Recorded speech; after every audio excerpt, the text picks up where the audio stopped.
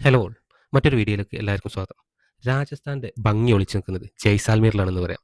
രാജസ്ഥാന്റെ തനത് വാസ്തുശൈലിയിൽ നിർമ്മിച്ച കെട്ടിടങ്ങളാണ് ജയ്സാൽമീറിൽ ഉടനീളം നമുക്ക് കാണാൻ സാധിക്കുക. ജയ്സാൽമീർ നഗരത്തോട് ചേർന്ന് ഒരു കോട്ടയും അതിനെ ചുറ്റിപ്പറ്റി ഒരുപാട് ഗ്രാമങ്ങളും ഉണ്ട്.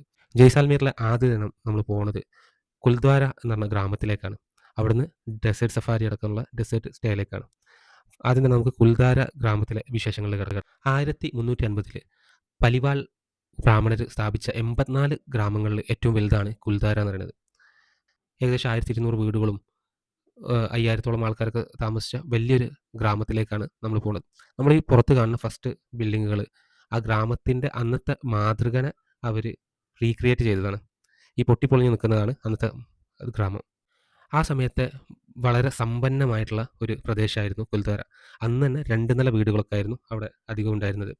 അവർ അത്യാവശ്യം നല്ല രീതിയിൽ ബിസിനസ്സും കാര്യങ്ങളൊക്കെ ചെയ്യുന്ന ആൾക്കാർ, കച്ചവടം ചെയ്യുന്നവരായതുകൊണ്ട് തന്നെ കുൽദ്വാര ഗ്രാമത്തിലുള്ള പലരും പുറത്തേക്ക് മൈഗ്രേറ്റ് ചെയ്തു പോയിരുന്നു. മഹാരാഷ്ട്ര, ഗുജറാത്ത്, ഉത്തർപ്രദേശ് ഭാഗങ്ങളിലേക്ക് മൈഗ്രേറ്റ് ചെയ്തു പോയിരുന്നു.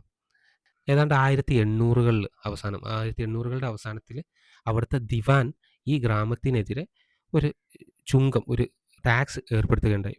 അത് അവരുടെ അഭിമാനത്തിന് ഹാനിക്കുന്ന രീതിയിലാണ് അദ്ദേഹം ചെയ്തത്. സോ അത് അംഗീകരിക്കാൻ പറ്റാതിരുന്ന അവിടുത്തെ ബ്രാഹ്മണർ ആ ഗ്രാമത്തിനെ എന്നേക്കുമായിട്ട് ഉപേക്ഷിച്ച് ജയ്സാൽമീർ സംസ്ഥാനത്തിന് പുറത്തേക്ക് പോകാൻ വേണ്ടി തീരുമാനിച്ചു. ഓൾറെഡി അവരുടെ ബന്ധുക്കളൊക്കെ പല സ്ഥലങ്ങളിലായിട്ട് മൈഗ്രേറ്റ് ആയി നിൽക്കുന്നുണ്ട്. അങ്ങോട്ടേക്ക് പോകാൻ വേണ്ടി തീരുമാനിച്ചു.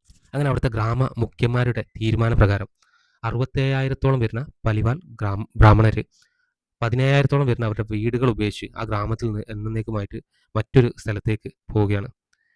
ജാതി അഭിമാനം സംരക്ഷിക്കുന്നതിനായിട്ട് ഒരു ജാതി ചെയ്യുന്ന ഇത്തരത്തിലുള്ള ഒരു കൂട്ടപലായനം ലോക ചരിത്രത്തിൽ സമാനതകളില്ലാത്തതാണ്. ഗ്രാമമുഖ്യന്റെ തീരുമാനം ആരും ചോദ്യം ചെയ്തില്ല. അവരുടൻ തന്നെ പലായനം ചെയ്യാൻ തയ്യാറായി. എത്രത്തോളം എന്ന് വെച്ചാൽ മുറ്റത്ത് കെട്ടിയിരിക്കുന്ന പശുക്കിടാവുകളെ കൂട്ടി കളിച്ചുകൊണ്ടിരിക്കുന്ന കുട്ടികളെ വിളിച്ചു വരുത്തി അടുപ്പത്തുള്ള പാല് അതുപോലെ വിട്ടേച്ചു പോയി എന്നാണ് പറയപ്പെടുന്നത്.